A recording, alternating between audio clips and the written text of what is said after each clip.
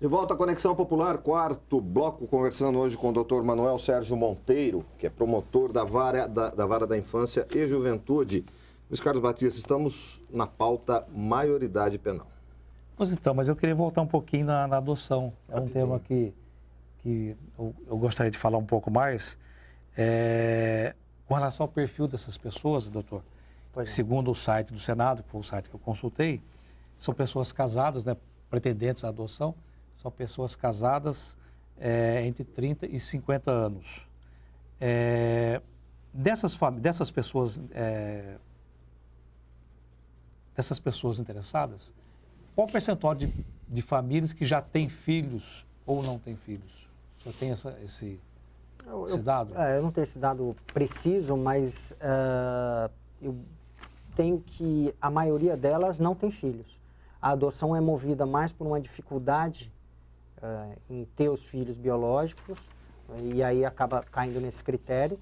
E na minoria dos casos, ela já tem filhos e querem, de certa forma, ter um sentimento altruísta, ou ajudar de alguma forma a sociedade. Essa é a minoria. Então, costumo dizer, a maioria não tem filhos e está no cadastro por essa dificuldade em ter filhos biológicos.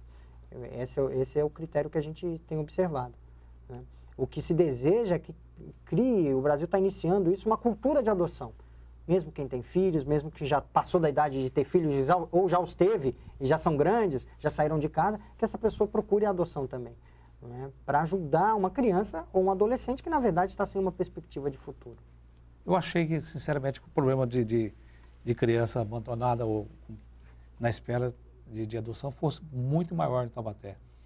Porque eu já adotei, como já falei para o senhor, né? Até gostaria de adotar outro, mas minha mulher não está muito animada não, né? A idade vai chegando, né, doutor? A idade vai chegando. Tá, mas eu já afirmei aqui várias vezes, aqui, eu vou afirmar de novo. Se cada família classe média, adotasse uma criança, ia faltar muita criança, Com né? certeza. Ia faltar muita criança. Com certeza. Porque a lei, o ECA é muito sábio.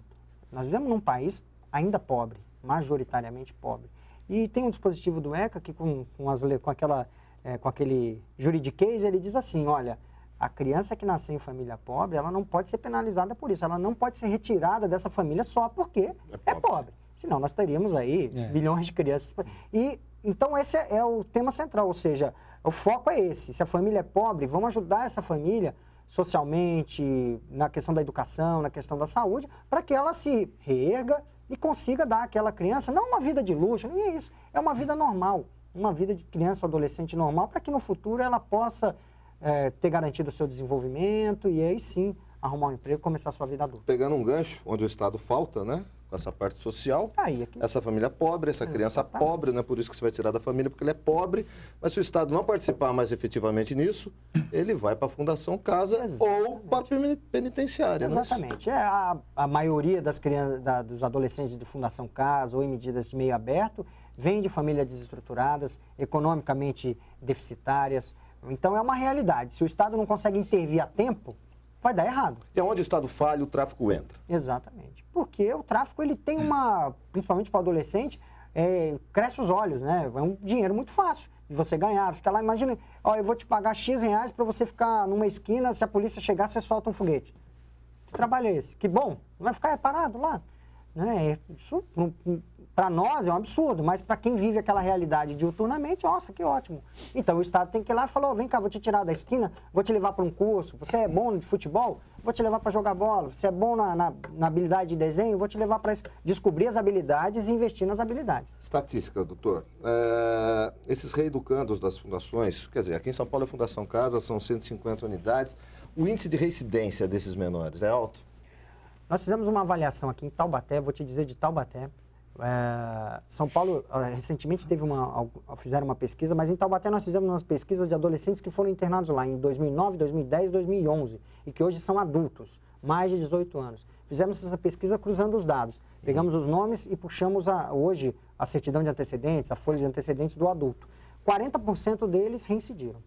40%? 40%. De cada 10, 4 estão presos. Número alto, então a ressocialização não foi tão... Alto, mas é menor do que aquilo que se propaga, né? 80%, outro dia um deputado falou que era 70%, 80%, eu desconheço o dado, mas Mas enfim... não é um comparativo raso?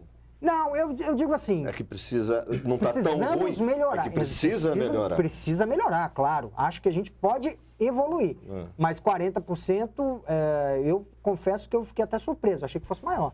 Porque se tanto se fala, porque não resolve nada, e a gente conseguiu, de 6, de cada 10, 6 estão tranquilos e 4 estão presos. Esse sistema de funcionamento... Mas eu trago esses dados só para... Eu trago depois, numa próxima oportunidade, eu trago vamos fazer uma nova batelada aí. Não, com certeza. Doutor, eu queria só uma opinião também com relação a essa política da Fundação Casa, aqui em São Paulo especificamente, que o senhor acompanha tão de perto.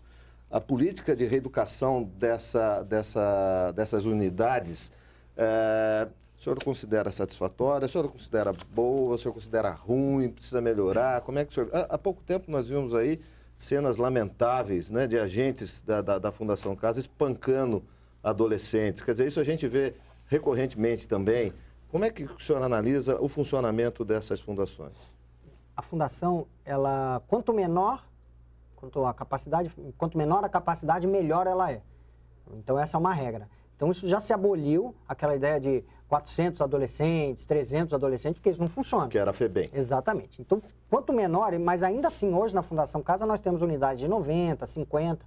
Quanto menor a unidade, melhor o trabalho. Por quê?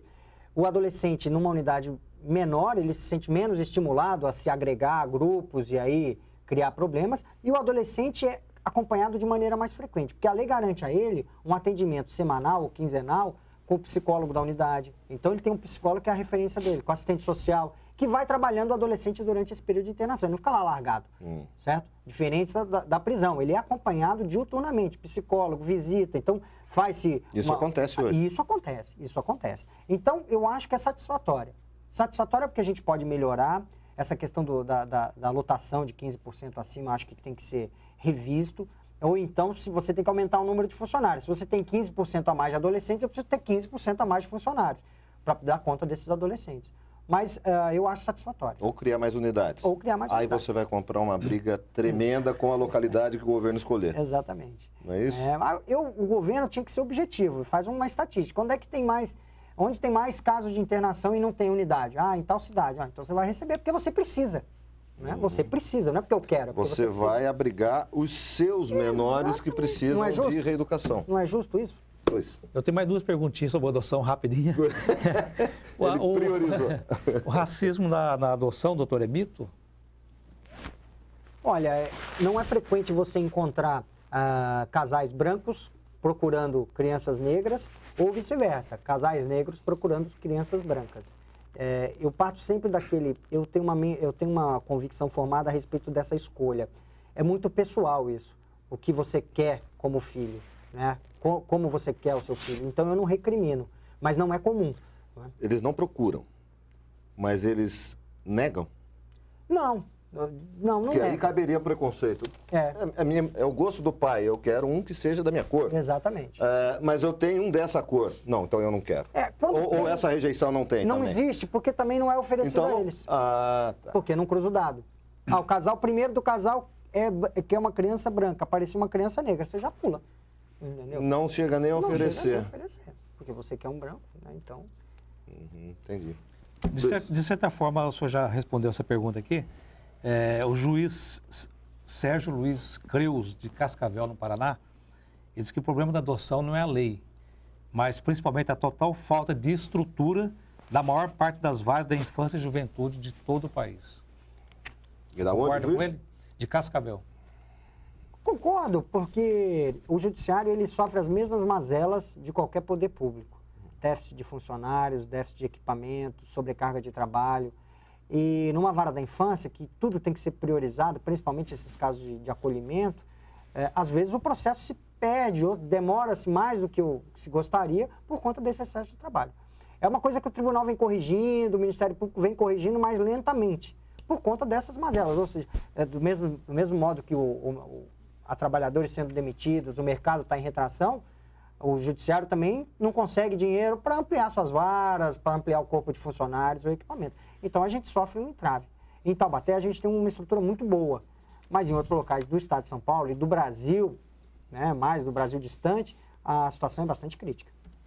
Luiz, satisfeito com a adoção? Satisfeito. Espero que... Tem uma última pergunta para o senhor, que quando eu vejo o governante se vangloriando de que nunca se prendeu tanto em pouco tempo, né, no Estado ou no país, eu começo a me preocupar. Porque ele deveria estar dizendo nunca se matriculou tanta criança nas escolas ao invés de eu prender bandido, né, porque a coisa começa ali. O senhor acha que 3 anos de internação para o menor, dependendo da gravidade do seu crime, ela tem que ser revista de imediato para 8, como sugeriram alguns, para 10, ou para ficar, depois do tempo da internação, para passar por um exame psiquiátrico para ver se ele tem condições de voltar à sociedade? Como é que o senhor vê essa situação? Acho razoável esse aumento do tempo da internação em alguns casos, principalmente nos crimes graves, com violência à pessoa, com violência com morte ou violência à pessoa. Acho razoável, mas acho que isso deve vir acompanhado de uma análise diferenciada, ou seja, essa não como a cadeia, coloca lá, deixa. Você tem que oferecer também, às vezes, um tratamento psiquiátrico. Dentro da internação. Dentro da internação. Aumentar esse tempo de internação, mas aumentar também o investimento naquele... Para que ele, uma hora ele sai, certo? Não adianta nada deixar ele 5 anos lá, ele sair com o mesmo problema que ele entrou. Vai lá e vai matar outra pessoa. Então a gente tem que investir nisso, até para avaliar se é possível que ele saia. Ou que ele saia dali para um hospital de tratamento, como foi o caso daquele Champinha, né? Que saiu. Champinha. Eu tenho mais uma, é curiosidade. A partir do momento que você é penalizado pelos seus atos, a partir do momento que você vota com 16 anos, muita gente diz isso, né? Eu também acho rasa essa comparação, você responde por seus crimes. Com 16 anos, você pode tirar CNH, você está liberado para beber, você pode frequentar lugares que antes era só permitido para maiores de 18 anos. Como é que fica isso agora, doutor? Essa questão se a maioridade... Maioridade reduzir para 16, a partir de 16 está tudo liberado? Não vai mudar nada. As leis são... Eu entendo que as leis são autônomas diferentes, né? O Código de Trânsito é um... Todas são especiais. Quando são leis especiais, elas não se comunicam. Se fosse uma lei superior, aí ela mudasse a questão de maioridade civil, não é? Aqui está dizendo maioridade penal. Só para deixar isso bastante claro. Não muda nada. Para o nosso telespectador e também para mim. Doutor, eu queria agradecer muito a sua participação. É uma pena que o tempo corra tão rápido quando a gente trata de um assunto tão importante para a nossa sociedade. Doutor Manuel Sérgio, eu queria que o senhor fizesse as suas considerações para os nossos telespectadores. Eu ressalto a importância do programa, do tema tratado, dos temas tratados. Acho que a sociedade tem muito a aprender e a evoluir. E eu espero que a TV Câmara contribua para esse cenário, para essa evolução social que a gente está vivendo diuturnamente. Muito obrigado pelo convite. Nós é que agradecemos, Luiz Carlos, obrigado. Eu espero que a TV Câmara contribua para que mais pessoas sejam conscientes e façam a sua adoção para que nós tenhamos uma sociedade melhor. Obrigado. Obrigado, doutor Sérgio Monteiro, promotor da Vara da Infância e da Juventude. Obrigado, Luiz Carlos Batista. E obrigado especialmente a você, nosso querido amigo que sempre nos acompanha no canal 4 da TV Câmara Taubaté. Conexão Popular, mais uma edição. E até a próxima, se Deus quiser.